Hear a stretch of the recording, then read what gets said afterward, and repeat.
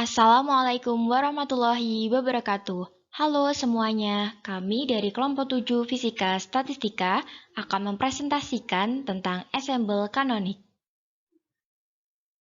Dari kelompok kami yang terdiri dari Elsa Melinda, NIM K2318022, kemudian ada Elsi Prisma Katyagni, NIM K2318023, kemudian terakhir ada Ernawati, NIM K2318024. Yang pertama, kita akan membahas tentang ensemble. Energi assembly dibagi atas pita-pita energi. Pita energi ke S memiliki energi, kerapatan keadaan, dan jumlah populasi. Jumlah cara penyusunan partikel dalam konfigurasi tersebut dapat dituliskan di persamaan 13.1, yaitu W sama dengan N faktorial produk dari G S N S per N faktorial. Nah, gambar 13.1 itu merupakan sebuah ensemble yang disusun oleh sejumlah assembly. Super assembly memiliki sifat-sifat sebagai berikut. Pertama, suhu super assembly adalah konstan. Kedua, super assembly disekat dari lingkungan sehingga tidak ada pertukaran energi dan partikel antar super assembly dengan lingkungan. Kemudian yang ketiga, karena satu assembly bisa memiliki sejumlah besar konfigurasi yang mungkin, maka jumlah assembly yang menyusun sebuah super assembly harus sedemikian rupa sehingga semua konfigurasi yang mungkin dimiliki sebuah assembly memiliki 192 assembly representatif di dalam super assembly tersebut. Kemudian kita akan membahas subbab tentang jenis ensemble. Jenis ensemble yang pertama adalah ensemble mikrokanonik. Ensemble mikrokanonik adalah ensemble dengan sifat yang sangat terbatas. Karena tidak ada fluktuasi energi, maka tidak ada pertukaran energi antar assembly-assembly kecil yang dibuat. Juga tidak ada pertukaran partikel antar assembly. Nah, gambar 13.2 merupakan assembly-assembly dalam ensemble mikrokanonik dibatasi oleh dinding isolator. Kemudian, jenis ensemble yang kedua adalah ensemble kanonik. Jika batasan untuk ensemble kita perlonggar, sehingga diizinkan untuk terjadinya pertukaran energi antar assembly yang membangun ensemble, tetapi tidak diizinkan terjadinya pertukaran partikel antar assembly, maka ensemble tersebut dinamakan ensemble kanonik. Seperti pada gambar 13.2, yaitu assembly-assembly dalam ensemble kanonik dibatasi oleh dinding konduktif panas. Jenis ensemble yang ketiga adalah ensemble kanonik besar atau grand kanonik. Jika pembatasan ensemble diperlonggar lagi, sehingga di samping pertukaran energi antar assembly juga diizinkan pertukaran partikel antar assembly, maka ensemble yang kita bangun dinamakan ensemble kanonik besar atau grand kanonik. Seperti yang terlihat pada gambar 13.4, yaitu assembly-assembly dalam ensemble kanonik besar dibatasi oleh dinding permeable. Selanjutnya, kita akan membahas subbab yang ketiga, yaitu tentang probabilitas. Tinjau assembly ke I yang merupakan salah satu elemen dari ensemble kanonik. Misalkan, energi assembly tersebut adalah EI. Probabilitas assembly tersebut dapat ditulis pada persamaan 13.2, yaitu PI sebanding dengan E pangkat minus EI per KT, atau PI sama dengan CE pangkat minus EI per KT. Dengan C adalah konstanta yang bergantung pada suhu. Karena harus terpenuhi sigma I PI sama dengan 1, maka sigma I CE pangkat minus EI per KT itu sama dengan C sigma E pangkat minus EI per KT sama dengan 1. Yang memberikan bentuk ungkapan untuk C, yaitu pada persamaan 13.3, yaitu C sama dengan 1 per sigma dari I, E pangkat minus EI per KT sama dengan 1 per Z. Berdasarkan persamaan 13.2 dan 13.3, kita dapatkan ungkapan lengkap untuk PI sebagai berikut, yaitu PI sama dengan E pangkat minus EI per KT per Z.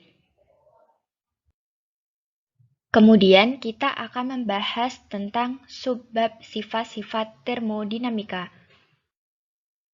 Untuk menghitung energi yang dimiliki assembly dalam assembly tersebut, maka energi rata-rata assembly memenuhi E sama dengan sigma dari I EI PI sama dengan 1 per Z sigma dari I EI E pangkat minus EI per KT sama dengan 1 per Z sigma dari I EI E pangkat beta EI sama dengan 1 per Z sigma dari I do per do beta dikali E pangkat beta EI sama dengan 1 per Z do per do beta sigma dari I E pangkat beta EI sama dengan 1 per Z do per do beta Z sama dengan do per do beta ln Z.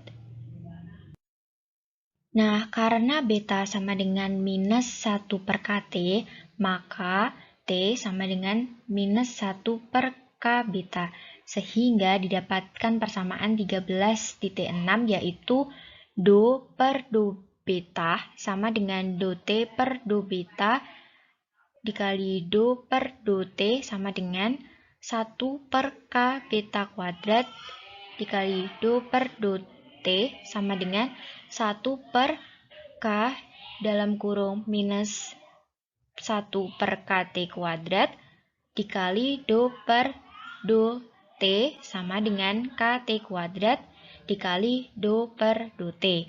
Dengan demikian, energi assembly pada persamaan 13.5 dapat ditulis menjadi persamaan 13.7 yaitu E sama dengan KT kuadrat dikali do per do T ln Z. Yang kelima yaitu energi bebas Helmholtz. Energi bebas Helmholtz memenuhi F sama dengan E min TS. Kemudian, dengan melakukan diferensial pada dua ruas, akan diperoleh persamaan 13.8, yaitu dF sama dengan dE min TdS min SdT. Melihat hukum pertama termodinamika, yang juga merupakan hukum kekekalan energi pada persamaan 13.9, yaitu dE sama dengan dQ plus dW sama dengan dQ min PdV. Di sini kita mendefinisikan dW sama dengan min PdV. Kemudian, untuk proses yang reversible, maka berlaku persamaan 13.10, yaitu dQ sama dengan TdS. Substitusikan persamaan 13.10 ke dalam persamaan 13.9, sehingga diperoleh persamaan 13.11, yaitu dE sama dengan TdS min PdV. Selanjutnya, kita substitusikan persamaan 13.11 ke dalam persamaan 13.9, sehingga diperoleh bentuk diferensial dari energi bebas seperti pada persamaan 13.12, yaitu sebagai berikut. dF sama dengan TdS min PdV min TdS min SdT sama dengan min PdV min SdT. Jika F dinyatakan dalam fungsi V dan T, maka diferensial dari F memenuhi bentuk umum seperti pada persamaan 13.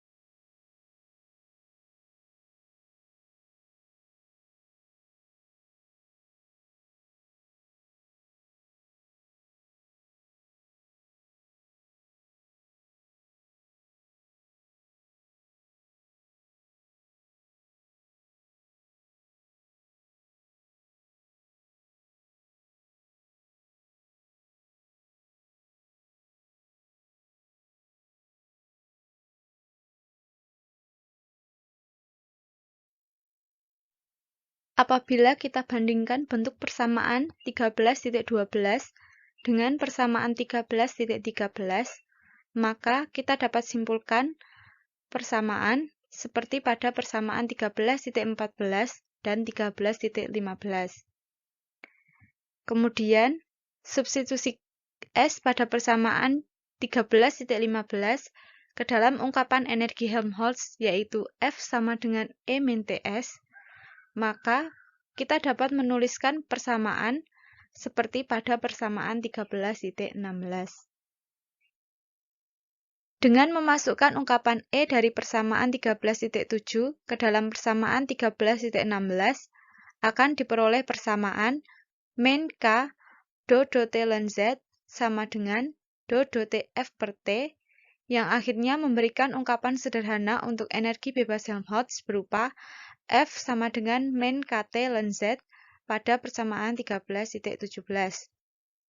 Dari persamaan 13.15 dan persamaan 13.17, kita dapat menulis bentuk ungkapan untuk entropi seperti pada persamaan 13.18. Yang keenam yaitu ungkapan lain untuk entropi. Dari ungkapan energi bebas Helmholtz yaitu F sama dengan E min TS, maka kita dapat menulis persamaan tersebut sebagai S sama dengan E min F per T pada persamaan 13.19. Kita selanjutnya menggunakan definisi awal untuk energi, yaitu E sama dengan sigma PE. Mengingat F adalah besaran tanpa indeks, dan mengingat kesamaan sigma P sama dengan 1, maka kita dapat menulis seperti pada persamaan 13.20, yaitu F sama dengan F sigma P sama dengan sigma P F.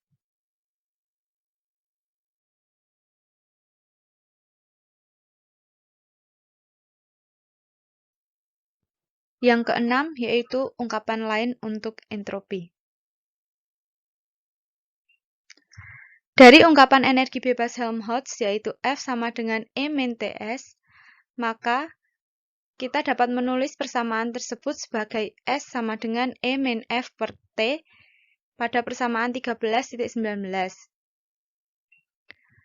Kita selanjutnya menggunakan definisi awal untuk energi, yaitu E sama dengan sigma PE. Mengingat F adalah besaran tanpa indeks, dan mengingat kesamaan sigma P sama dengan 1, maka kita dapat menulis seperti pada persamaan 13.20, yaitu F sama dengan F sigma P sama dengan sigma P F.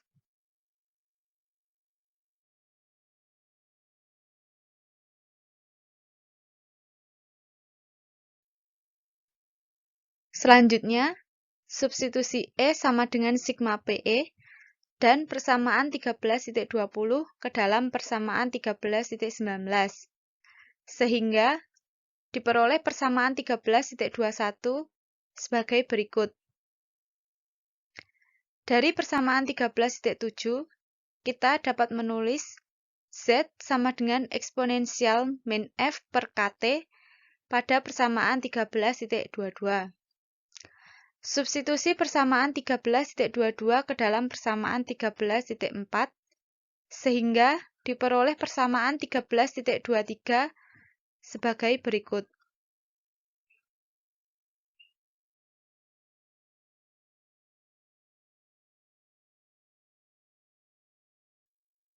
Kemudian, substitusi persamaan 13.23 ke dalam persamaan 13.21, sehingga diperoleh ungkapan lain untuk entropi, yaitu seperti pada persamaan 13.24 berikut ini.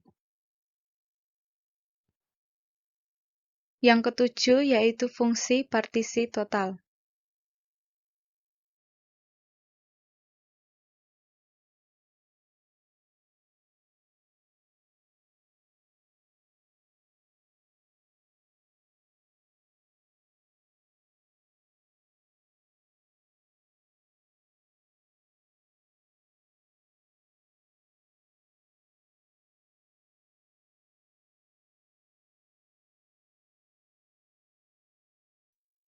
Untuk menghitung fungsi partisi total, maka kita akan meninjau sebuah assembly. Sebut saja assembly ke I yang merupakan komponen dari ensemble kanonik. Misalkan jumlah partikel dalam assembly tersebut adalah N, dan partikel-partikel penyusun assembly dapat dibedakan, maka jumlah partikel dalam assembly tersebut memenuhi N sama dengan sigma N, seperti pada persamaan 13.25. Dan energi yang dimiliki assembly adalah EI sama dengan sigma NE, seperti pada persamaan 13.26. Untuk assembly kanonik, N selalu tetap tetapi EI tidak selalu tetap. Jumlah cara penyusunan partikel-partikel dalam assembly tersebut seperti pada persamaan di bawah ini. Sehingga fungsi partisinya menjadi seperti pada persamaan 13.27, di mana indeks I bergerak pada semua konfigurasi yang bisa dimiliki assembly. Penjumlahan terhadap semua konfigurasi yang mungkin ekivalen dengan penjumlahan pada semua kombinasi N. Jadi, kita dapat menuliskan persamaan seperti pada persamaan 13.28 berikut ini. Untuk mencari hasil penjumlahan pada persamaan 13.28, maka kita akan meninjau kasus 1 berikut ini. Dengan melihat pola pada kasus 1, maka hasil penjumlahan dapat dituliskan secara umum seperti pada persamaan 13.29.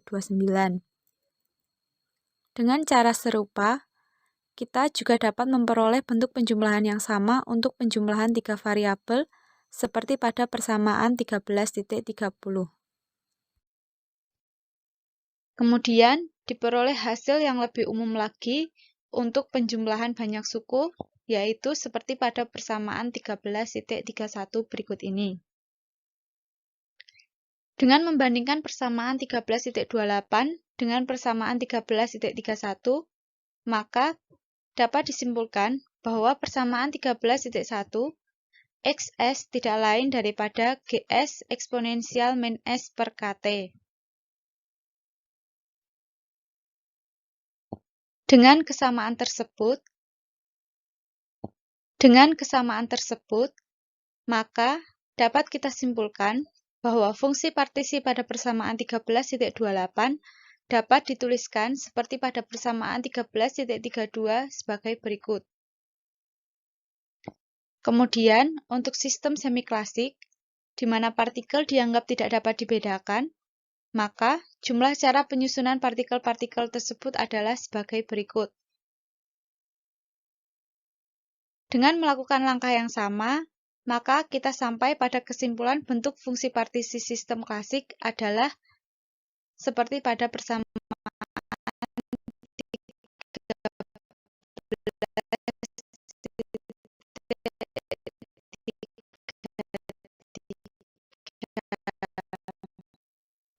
Kedelapan, penerapan ensemble kanonik untuk gas tidak ideal.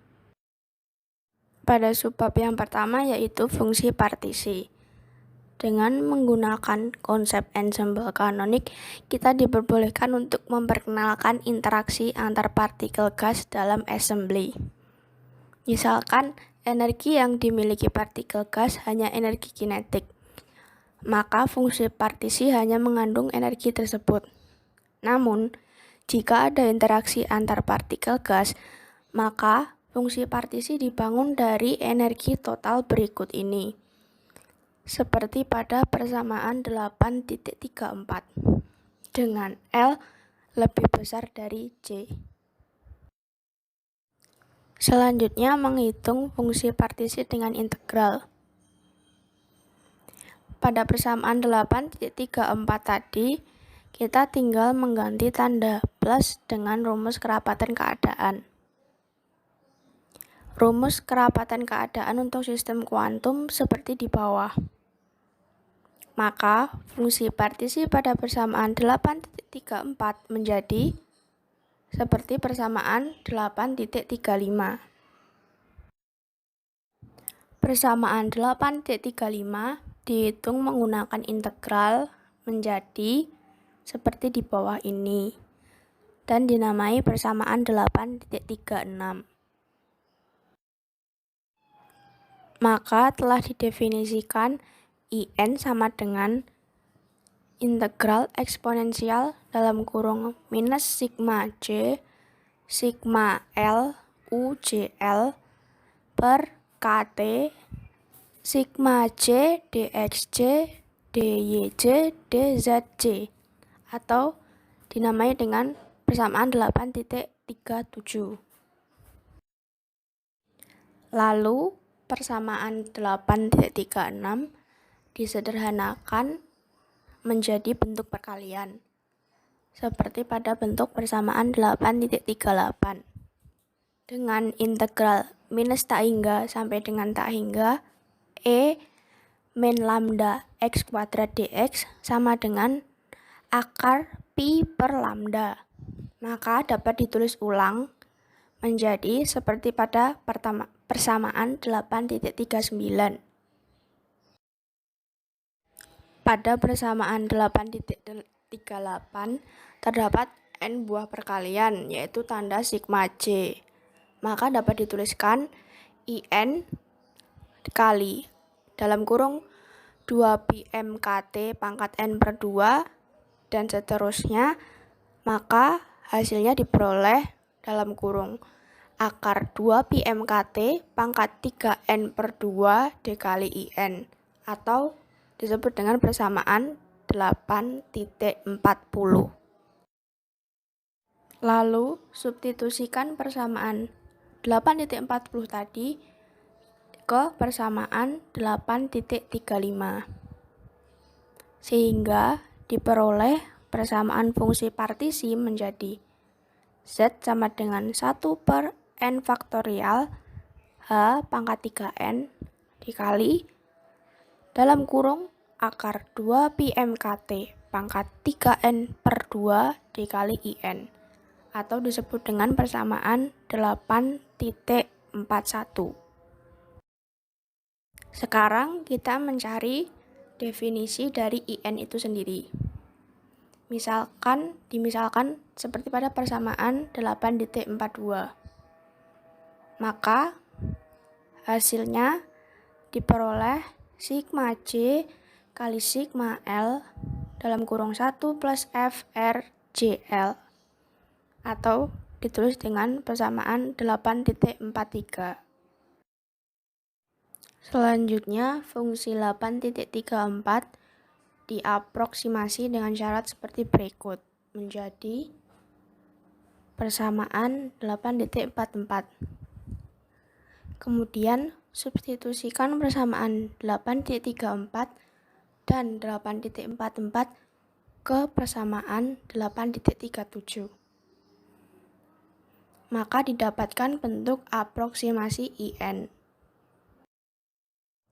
Lalu diperoleh IN sama dengan seperti pada persamaan 8.45.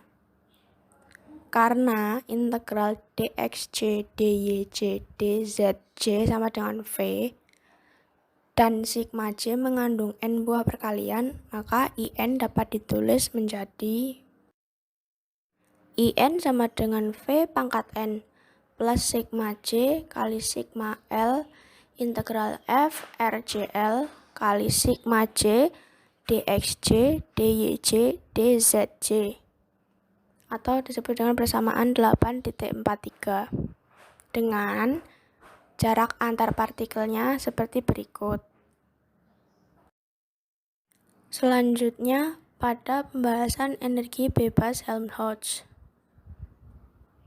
Perkalian FRJL dengan diferensial sigma J dxj, dyj, dzj hanya menghasilkan 6 elemen yang bekerja.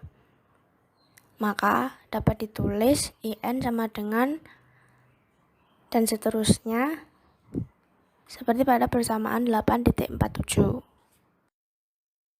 Setelah diintegralkan, maka penjumlahan pada ruas kanan menjadi penjumlahan dari suku-suku yang nilainya sama. Banyaknya suku penjumlahan adalah sebagai berikut. Maka dirumuskan kembali menjadi seperti pada persamaan 8.48. Dan persamaan 8.48 ditransformasi menjadi seperti persamaan 8.49, yaitu V integral FR D pangkat 3R sama dengan AV. Di mana D pangkat 3R adalah elemen volume dalam ruang relatif dan A sama dengan integral FR D pangkat 3R. Maka didapatkan fungsi IN sama dengan Vn plus N kali N-1A per 2 kali V pangkat N-1, seperti pada persamaan 8.50. Misalnya, energi interaksi antar partikel sangat kecil, sehingga berlaku seperti berikut. Maka dapat ditulis E pangkat min U JL per KT seperti pada persamaan 8.51. Dengan membandingkan persamaan 8.42 dan aproksimasi persamaan 8.51, maka dapat disimpulkan FRJL sama dengan min UJL per KT atau pada persamaan 8.52. Sehingga A dapat dirumuskan sebagai A aksen per KT atau seperti pada persamaan 8.53. Lalu substitusikan persamaan 8.53 ke persamaan 8.50, maka diperoleh persamaan 8.54. Dengan menggunakan persamaan 8.41 dan persamaan 8.54, maka energi bebas Helmholtz dirumuskan sebagai berikut. F sama dengan min KT dalam kurung ln 2 pi m KT pangkat 3/2 per n faktorial kali H pangkat 3n plus ln IN, seperti pada persamaan 8.55. Yang ke-9 yaitu persamaan keadaan.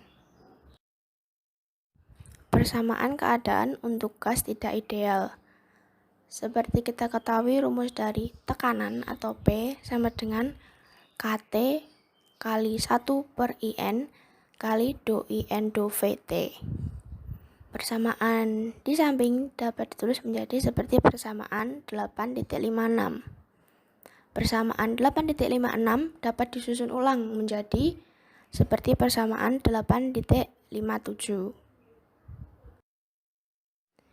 Ternyata persamaan 8.57 mirip dengan persamaan van der Waals.